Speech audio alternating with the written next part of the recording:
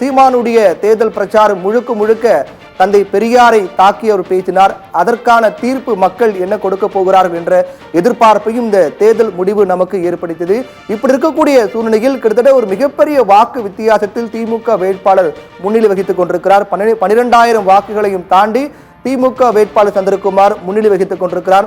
ஒட்டுமொத்தமாக இந்த தேர்தல் முடிவின் அடிப்படையில் ஈரோடு கிழக்கில் திமுகவுடைய வெற்றி என்பது என்ன தாக்கத்தை ஏற்படுத்தும், அதே போன்று ஈரோடு கிழக்கு தொகுதி மக்கள் நாம் தமிழ் கட்சிக்கு சொல்லக்கூடிய செய்தி என்ன, ஒருவேளை நாம் தமிழ் கட்சி டெபாசிட் இழக்கக்கூடிய சூழல் ஏற்பட்டால் அது சீமானுடைய தேர்தல் பிரச்சாரத்தை, குறிப்பாக பெரியாரை தாக்கி பேசிய பிரச்சாரத்தை மக்கள் ஏற்றுக்கொள்ளவில்லை என்ற முடிவுக்கு வரலாமா உள்ளிட்ட பல்வேறு கேள்விகள் நமக்கு எழுகின்றன.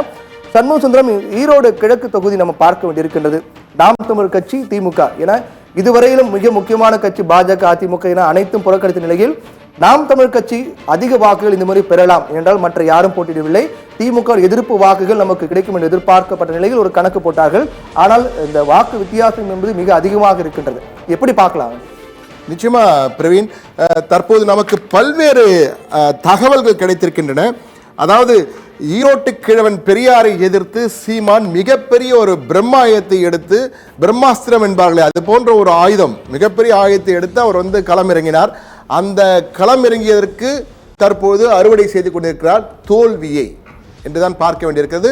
எனவே மிக தெளிவாக ஈரோடு மக்கள் மிக தெளிவாக, ஈரோட்டு கிழக்கு தொகுதி மக்கள் மிக தெளிவாக தீர்ப்பு எழுதியிருக்கிறார்கள் என்றுதான் கூற வேண்டும். தற்போது வித்தியாசம் சற்று அதிகரித்திருக்கிறது.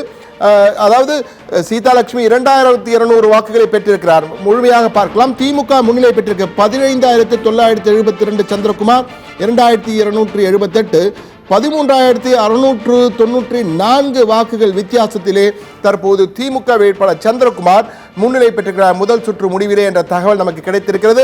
ஆனால் மிக தெளிவாக நாம் தலைப்பையே மாற்றலாம். திமுக முன்னிலை என்பது பதிலாக ஈரோடும் சீமானுக்கு பதிலளித்திருந்த பெரியார் பூமி என்றே கூறலாம். என்றால் ஈரோட்டில் தான் பெரியார் பிறந்தார் என்பதான அறிந்ததுதான். ஆனால் தற்போது மிக தெளிவாக ஈரோட்டிலே பெரியாருடைய சக்தி, பெரியாருக்கு எதிரான வாதங்கள் எடுபடவில்லை என்பதை தான் இந்த இடைத்தேர்தல் சுட்டிக்காட்டுகிறது. ஆனால் பொதுவாக இந்த தேர்தல் பிரச்சாரத்தின் போது மக்கள் யாரும் பெரிய அளவில் நாம் தமிழ் கட்சி எதிர்ப்பு தெரிவிக்கல. அப்போ மக்கள் ஒரு விதமான அமைதியை கையாண்டாங்க. பெரியாரை பற்றி சீமான் தரக்குறைவாக பேசும்போது கூட, சர்ச்சையாக மாறும்போது கூட ஈரோட்டு மக்கள் அமைதியை கடைபிடித்தாங்க. ஆனா அவருடைய இந்த கோபத்தை, இந்த வாக்களை செலுத்திருக்காங்க அப்படின்னு எடுத்துக்கலாமா? ஒரு மௌன புரட்சி என்பார்களே அதை தான் செய்திருக்கிறார்கள். ஆனால் அதற்கு முன்னால் மிக முக்கியம் நாம் பார்க்க வேண்டியிருப்பது, சீமானை ஒரு விதத்தில் நான் பாராட்டுகிறேன். என்றால் இந்த இடைத்தேர்தலிலே நிச்சயமாக வெற்றி பெற முடியாது என்ற நம்பிக்கையிலேயே அஇஅதிமுக, பாரதிய ஜனதா கட்சி என்றால் பாஜகவுடைய மாநில தலைவராக அண்ணாமலை மிக ஆவேசமாக பேசினார். அதிமுக நிற்காவிட்டால் நாங்கள் நிற்போம், மிகப்பெரிய அளவு சந்திப்போம் என்றெல்லாம் கூறினார். ஆனால் இடைத்தேர்தலே இருவருமே புறக்கணி. கேட்டால் இடைத்தேர்தல் என்றாலே ஆளும் கட்சி தான் வெற்றி பெறும் என்று குறிப்பிட்டார்கள். தமிழக அரசியல் வரலாறும் அதை தான் சொல்கிறது. கிட்டத்தட்ட 90% இடைத்தேர்தல்களில், ஒரு காலத்தில் இடைத்தேர்தல் என்றால் திருப்பு முனை தேர்தல் என்பார்கள். எதிர்க்கட்சிகள் வெற்றி பெறும், மிகப்பெரிய அதிர்ச்சியை ஏற்படுத்தும் ஆளுங்கட்சிக்கு, ஆளுங்கட்சியை எடை போடுவதற்கான ஒரு தேர்தலாக இருந்தது. பிறகு அண்மை கால வரலாறுகளை பார்த்தீர்கள் என்றால் இடைத்தேர்தல் என்பது ஆளும் கட்சியின் செல்வாக்கை அதிகப்படுத்தக்கூடிய தேர்தலாகத்தான் வந்து கொண்டிருக்கிறது. அந்த வகையில் தான் தற்போது இந்த இடைத்தேர்தலை பொறுத்தமட்டிலே அஇஅதிமுக, பாஜக என 2 கட்சிகளே புறக்கணித்து விட்டன. ஆனால் சீமான் மிக தெளிவாக, தைரியமாக களமிறங்கினார். எதிர்த்து போட்டியிடுவேன் கூறினார். அவருக்கு தெரியும் ஈரோடு பெரியார் பிறந்த பூமி, பிறந்த மண். அந்த மண்ணிலே பெரியாருக்கு எதிராக பிரச்சாரம் செய்கிறார், பரப்புரை செய்கிறார். பெரியாருக்கு எதிராக என்பதை பெரியார் சொன்னதை தான் சொல்கிறேன் என்ற தைரியமாக பெரியாருக்கு எதிரான விமர்சனங்களை கடுமையாக வைத்தார். சாதாரணமாக வைக்கல, கடுமையாக வைத்தார்.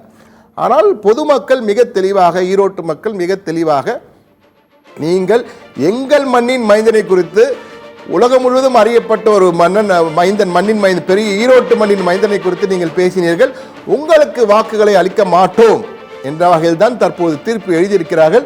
தீர்ப்பு முழுமையாக வரவில்லை.